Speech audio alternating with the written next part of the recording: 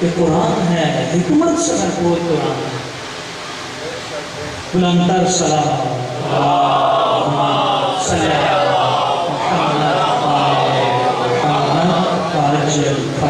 اس موقع پہ ہم محمد و آل محمد کو وسیلہ بنا کر پروردگار عالمین سے دعا گو ہیں کہ اے میرے پروردگار، اے خالق محمد و آل محمد، اے مالک و رازق محمد و آل محمد، اے مالک ارض و سماوات، تجھے واسطہ ہے معصوم اور پاک اور برگزیدہ ترین ہستیوں کا، تمام حاضرین محفل اور ان سے متصل تمام افراد اور تمام وہ افراد جو ان کی آغوش میں پرورش پا رہے ہیں، اور ان کے اجداد اور ان کی ارواح.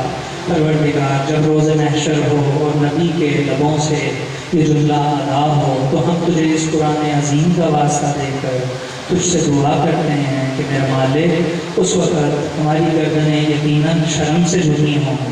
پروردگار تو اپنے اس فضل و کرم کو جاری کر دے جو ہمارے قلب کو نور قرآن سے منور کر دے، جو ہمیں تیری اس دعوت افلا تدبرون کو سمجھنے کی توفیق عطا کرے.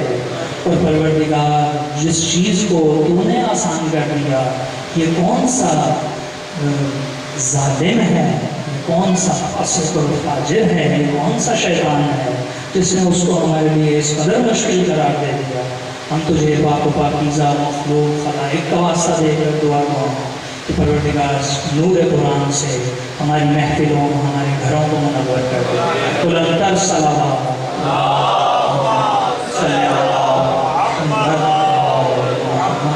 گھبراہ تو نہیں گئے، تھک تو نہیں گئے. تھکاوٹ اگر محسوس ہو تو جاگنے کی خود سے کوشش کیجیے گا اور یقین کر لیجیے کہ اگر آپ چل کر اس بارگاہ میں آ گئے ہیں تو یہ آپ کے خلوص کی انتہا ہے کہ اللہ تعالیٰ نے کم از کم یہ ایک جملہ جس میں نبی کریم روز محشر جب ہم سب سے نگوں کھڑے ہوں گے یہ آپ کی سماعتوں تک پہنچا دیا. یہ اس پاک پروردگار کا اور ان ہستیوں کا فضل و کرم ہے اور ہم اس نعمت خداوندی پر اس کے شکر گزار ہیں. بلندر صلوات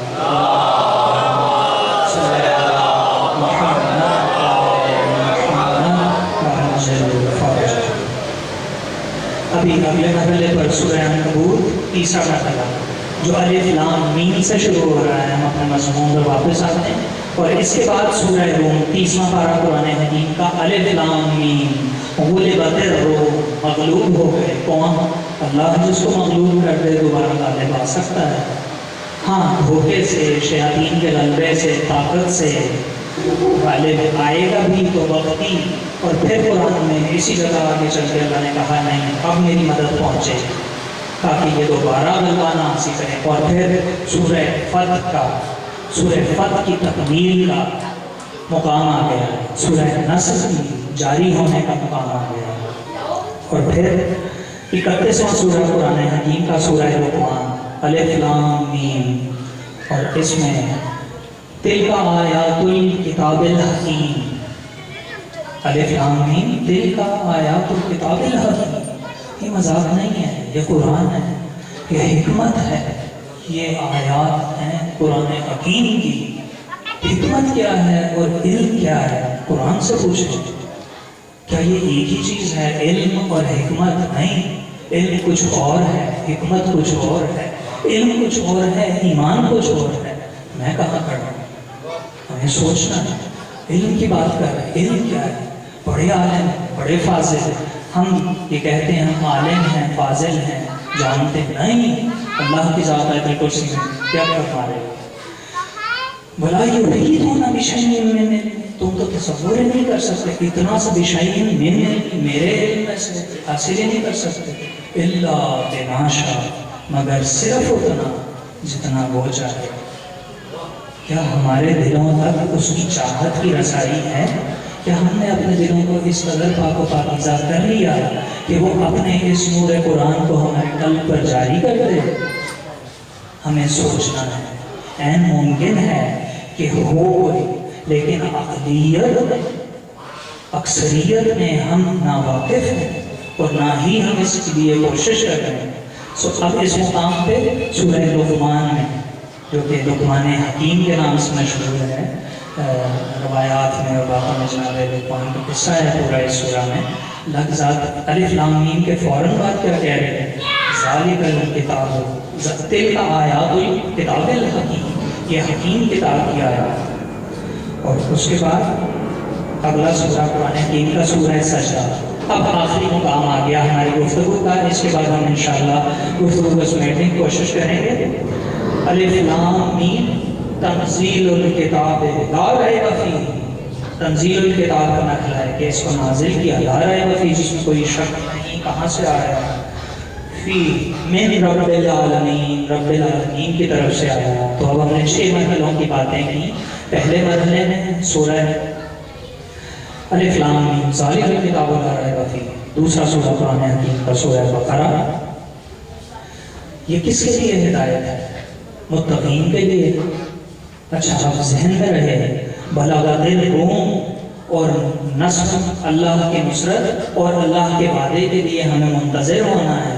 تو اب یہ 6 کی 6 آیات قرآن حکیم کی، اور اگر ان کی صرف پہلی تو ہم سمجھنے سے قاصر، لیکن اس پہلی نے ہم پہ اللہ کا یہ فضل جاری کیا کہ کم از کم اس سے ہم دوسری تک پہنچے، اور دوسری تک پہنچے تو پھر تیسری سورہ روم سے متصل ہو گئے کہ اب ان 5 کی اگر صرف دوسری آیات کو سمجھنے کی کوشش کریں، تھوڑا سا غور کریں اور ان ساری آیات کو تیسرے پارے کی سورہ روم کی پہلی 6 آیات کے ساتھ شامل کر کے ایک تصویر کو حاصل کریں تو انشاءاللہ اللہ کی ذات ہم پہ اپنے فضل و کرم کو جاری کرے گی۔ سو کہا کہ پہلی شرط ہدایت ہے، لیکن ہر کسی کے لیے نہیں، متقین کے لیے۔ عجیب و غریب مرحلہ ہے۔ اب میں متقین کی منزل پر نہیں تو میں منتظر امام نہیں۔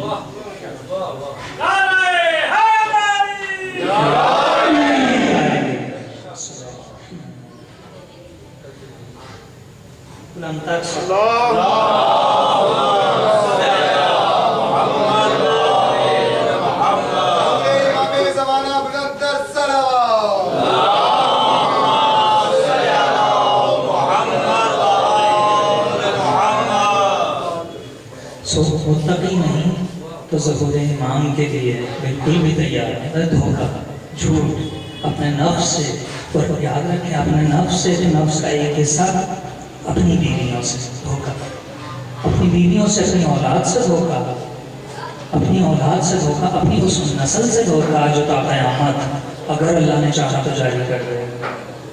سو تقوی کی یعنی تقوی کیا چیز؟ تقوی کے مقابلے پہ ظلم ہے۔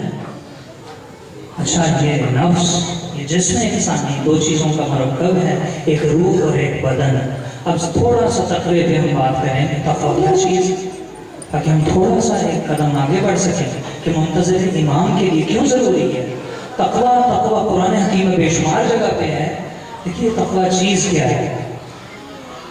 تقوی روح انسانی کو درپیش سفر اللہ میں حائل رکاوٹوں کو زیر و زیر کرنے کا نام تقوی ہے، کہ اپنے روح کو بدن بنے، اپنے روح کو وہ پرواز دے، اور وہ تمام احکامات الہی جو تیری روح کی پرواز سفر اللہ میں ضروری ہیں، اس کے لیے اپنی روح کو تیار کر، یہ ہے تقوی۔ اور اس کے مقابلے پہ کیا ہے؟ ظلم ہے، کہ ہر وہ چیز جو تیری روح کو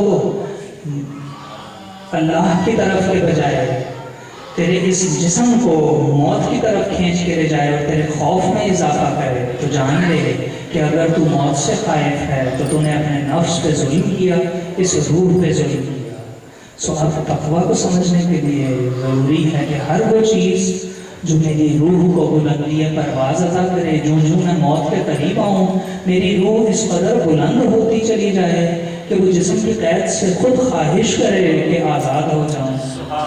اور پھر مومنوں کے لیے مقام ہے کہ مولا فرماتے ہیں مومن خواہش کرتا ہے موت کی، لیکن زندگی پر شکر خدا بندی بھی ادا کرتا ہے۔ عجیب مرحلہ فکر ہے کہ ایک طرف موت کو طلب کرنا، بے قرار ہونا۔ کیوں بے قرار ہوتا ہے؟ قرآن حکیم کہتا ہے ان کی بے قراری کی وجہ یہ ہے کہ لقاء اللہ چاہتے ہیں، اللہ سے لقاء چاہتے ہیں، اللہ سے ملاقات چاہتے ہیں، یہ مومن ہے، یہ وہ منتظر امام ہے، یہ وہ خالص ہے جو 313 ہے۔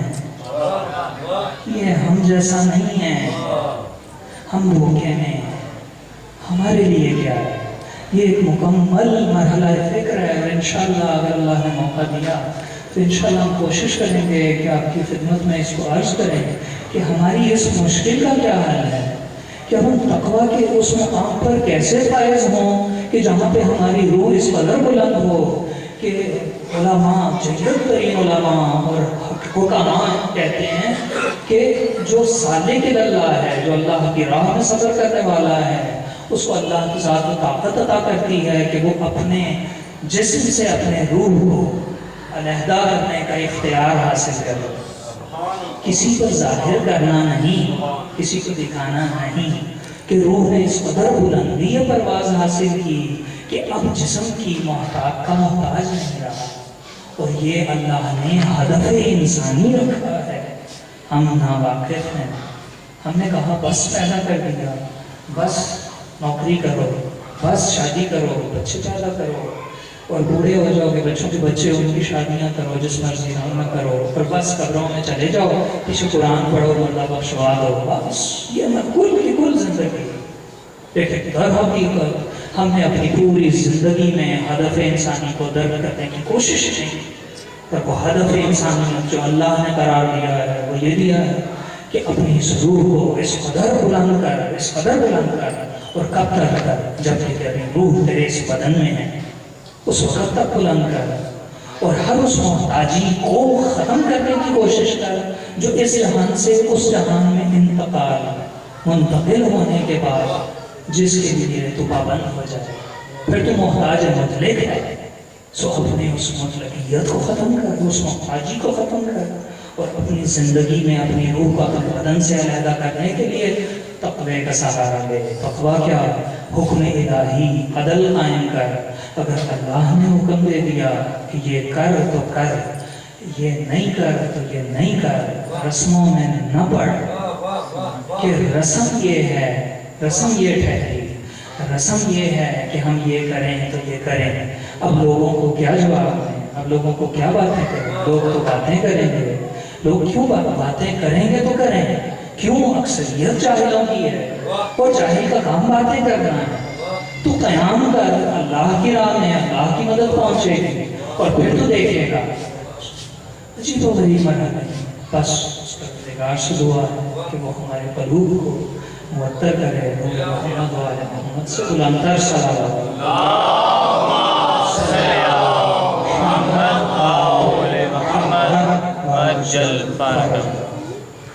سو ہم تقوی پہ بات مختصر، اگلے مرحلے میں کیا کہا؟ سورہ آل عمران کی دوسری آیت ہے، الف لام میم کے بعد یاد رہے الف لام میم اور سورہ روم، غلبت روم، کہ جہاں مغلوب ہو جائیں گے وہ۔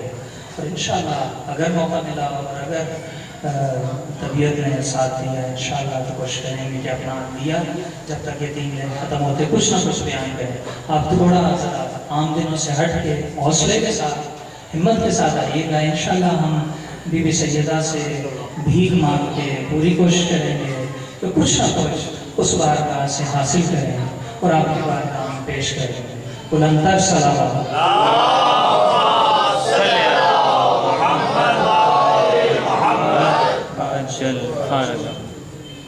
اللہ لا الہ الا هو الحی القیوم، سورہ آل عمران، دوسری سورہ الف لام میم کے بعد کہا اللہ ہے، کہاں ہے؟ پھر لا الہ الا ہو، کوئی اور نہیں ہے۔ کیوں؟ کہ کوئی اس جیسا نہیں ہے، وہ ہمیشہ سے تھا، ہمیشہ رہے گا، وہ زندہ تھا، وہ زندہ ہے، وہ زندہ رہے گا، موت کا تصور بھی محال، وہ خالق موت و حیات ہے، حیات کی قید سے آزاد ہے۔ سو اس رب کو جاننا، سو یہ الف لام میم کے بعد اگلا مرحلہ، اور پھر سورہ عنکبوت جو ہمارے لیے انتہائی رک جانے والا مقام ہے، اور میری ساری محنت آج کی اس سورہ عنکبوت کی اس دوسری آیت کے اوپر لا کر میں چاہوں گا اس کو تھوڑا گفتگو کو روکوں کہ اے انسان، الف لام میم، اے انسان، کیا تم یہ سمجھ بیٹھا ہے کہ تجھے چھوڑ دیا جائے گا اس چیز پہ تو کہہ دے گا کہ میں ایمان لے آیا